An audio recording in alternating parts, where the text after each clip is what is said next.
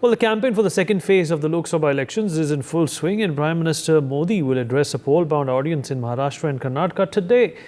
He will be campaigning in Nanded today around 10 a.m. and Parbhani at 11:45 a.m. He will campaign for Mahayuti's candidates for the parliamentary seats of Nanded and Parbhani, which are Pratap Rao Patil and Mahadev Jankar respectively. Later in the day, he will travel to Karnataka for the election rally scheduled in Bangalore and Chikkaballapur. This will mark Prime Minister Modi's third visit to Karnataka this election season.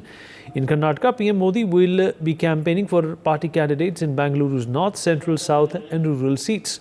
Both Maharashtra and Karnataka will go on polls during the second phase of the elections. Vikas Srivastav, my colleague, is joining us on the phone line to give us more details about this. Vikas, अगर आप मेरी बात सुन पा रहे हैं? जी बिल्कुल। देखिए, आज महाराष्ट्र में दो जगहों पर, दो लोकसभा क्षेत्रों में पीएम नरेंद्र मोदी का दौरा है। मैं बता दूं कि दोनों ही सीटें चुनाव के मद्देनजर काफी इंपॉर्टेंट हैं। पहली तो नांदेड़ लोकसभा सीट है, जहां से प्रताप राव चिखलीकर जो हैं वो महायुति के उम्मीदवार हैं, और ये सीट एक सेफ सीट इसलिए कही जा रही है क्योंकि कुछ दिन पहले ही यहाँ से जो एक हेवीवेट कांग्रेस नेता अशोक चौहान, उन्होंने बीजेपी ज्वाइन कर लिया है, और जिसके बाद उनके जो समर्थक है उनका भी वोट जो है बीजेपी को मिलने की उम्मीद है। और इस नाते इस लोकसभा सीट पर लड़ाई जो एक तरफा हो गई है, लेकिन नरेंद्र मोदी का इस लोकसभा क्षेत्र में दौरा बीजेपी की जीत सुनिश्चित करेगा, ऐसा पॉलिटिकल एक्सपर्ट मानते हैं।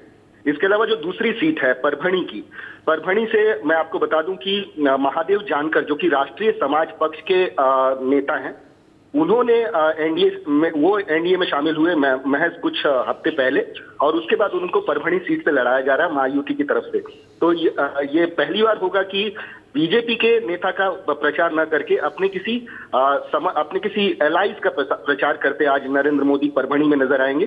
तो नांदेड़ और परभणी, ये दोनों ही लोकसभा सीटें महत्वपूर्ण हैं, और आज इन दोनों ही सीटों पर नरेंद्र मोदी आएंगे और सभा को संबोधित करेंगे। जी विकास, महाराष्ट्र को लेकर आपको क्या लगता है कि प्रधानमंत्री मोदी की जो एक रणनीति रही है वो कितनी अभी तक पार उतरी है, अगर हम वोटर टर्नआउट की बात करें?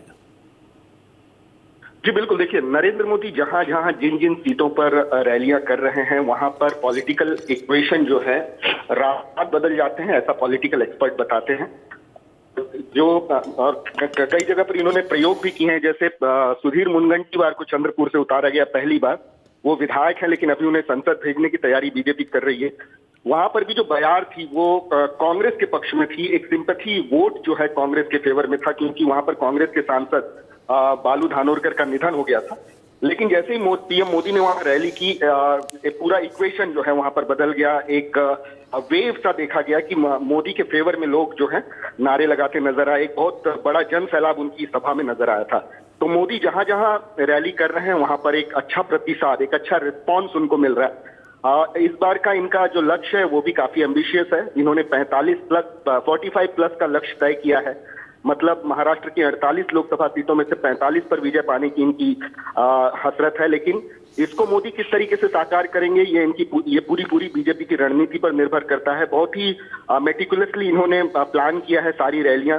फर्स्ट फेज के इलेक्शंस तो जा चुके हैं, सेकेंड फेज में 8 सीटें आने वाली है महाराष्ट्र की, और इन 8 की 8 सीटों पर पीएम मोदी के दौरे हैं, उनको सभा को संबोधित करना है, और बीजेपी उम्मीद लगा रही कि पीएम मोदी के दौरे जो है गेम चेंजर साबित होंगे। जी विकास, इस जानकारी के लिए For more such videos, subscribe to the NewsX YouTube channel, hit the bell icon.